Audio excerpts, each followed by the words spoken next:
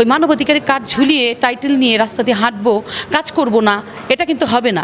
অভিষেক অনুষ্ঠান, যেহেতু আমি মানবাধিকারী সদস্য, আমাদের আজকে সার্টিফিকেট দিবে, তো আমরা আসছি। তো আমাদের চেয়ারম্যান আঙ্কেল আসছিল, ওনার কথাতে এমন ভরে গেছে, বা উনি আমাদের যে কাজগুলো করবে বা কি এগুলো সব আমাদের বলল যে আমরা কি কি কাজ করব। তো সবাই মিলে কিভাবে কাজ করলে আমাদের ধামরাইটা আরও উন্নত হবে এগুলোর ব্যাপারে বলল। তো শুনে অনেক ভালো লাগলো। যোগ্য ব্যক্তি যোগ্য জায়গায় আছে, কারণ সে যদি আমাদের এই কথাগুলো না বলতো তাহলে কিন্তু আমরা শিখবো কার কাছে? আমরা তাদের কাছে আজকে শিখলাম। আর সামনে আমরা যেহেতু নতুন, আমরা যেহেতু সামনে কিছু করার আমাদের ইচ্ছে আছে, আমাদের ধামরাইতে রাস্তাঘাট, তারপরে আমরা যেহেতু সমাজসেবিকা বা দেশের জন্য মানুষের জন্য আমরা যে কাজগুলো করব, এতে আমরা চাই সহযোগিতা, সাহায্য। এটা যেহেতু চেয়ারম্যান আঙ্কেলকে বলতে চাইছিলাম আমাদের একটা পাওয়ার করে দেখ, যে আমি যেহেতু আড়াল থেকে অনেক কিছু করি, অনেক কিছু তুলি, কিন্তু এগুলো আমি দেখাই না, আমি সাংবাদিক ভাইদের মাধ্যমে আমি এগুলো প্রচার করি। তো আমি চাচ্ছি যে যদি আমাদের এই কাজের মধ্যে আমরা সবাই মিলে হাতে হাত রেখে, একা আমার পক্ষে সম্ভব না, এতে আমাদের চেয়ারম্যান আঙ্কেলেরও সহযোগিতা লাগবে। মানবাধিকারীর যে যারা আমরা সদস্য আছি বা যারা আমাদের এখানে এনেছে এই সম্মানটা দেওয়ার জন্য, তাদের কাছেও আমরা একটু মানে সাহায্য চাই বা একটা পাওয়ার চাই, যেন আমরা সামনে আরও ভালো কিছু করে দেখাতে পারি।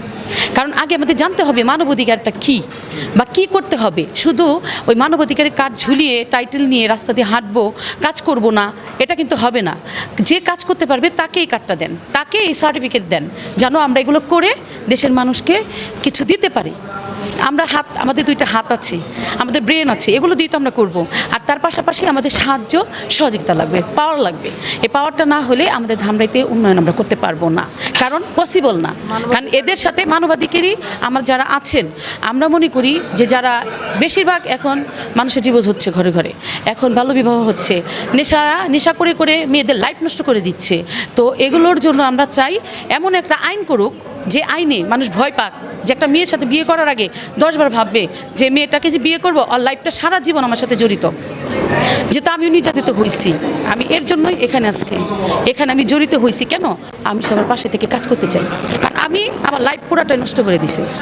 আমি আজকে 9 বছর একা আমার বাচ্চা নিয়ে। তো আমি চাই আরও যারা মা বোনরা আছে তাদের লাইফ যেন নষ্ট না হয়, তারা যেন স্ট্রং লেডি হিসেবে এই চলতে পারে, ফিরতে পারে। আর সবারই মানবাধিকারী একটা শক্তির দরকার আছে। শুধু মানবাধিকারী আমরা হলাম, আমাদের সাহায্য সহযোগিতা করবে, আমাদের একটা শক্তির দরকার, যে আমাদের পাশে দাঁড়াতে হবে। আমাদের পাশে না দাঁড়ালে আমরা এই কাজগুলো করবো কীভাবে? ধামরাইতে এমন এমন কাজ হয় যেগুলো কি বলবো, সম্মানই নাই। রিক্সাওয়ালা থেকে শুরু করে ফুটপাতে তাদের মন মতো চলতেছে। রিক্সাওয়ালারা একজন যদি দাঁড়ায় আছে, একটা মেয়ের স্কুলের টাইম চলে যাচ্ছে, রিক্সাওয়ালা নেয় না কেন? ওনাদের কেন এত পাওয়ার? ওনাদের যদি এত পাওয়ার থাকে তাহলে আমরা কীভাবে চলবো? আমরা কিভাবে আমাদের কাজগুলো করব?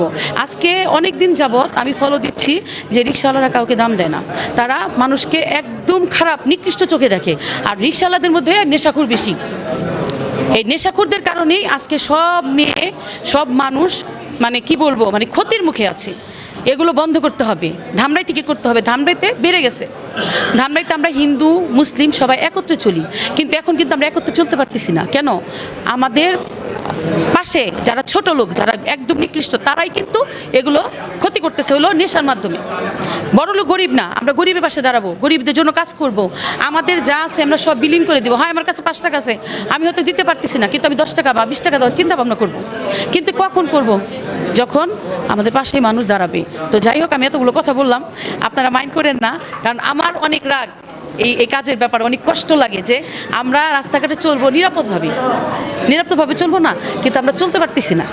তো এটার জন্য আমরা একটা ব্যবস্থা চাই, একটা আইনি ব্যবস্থা চাই।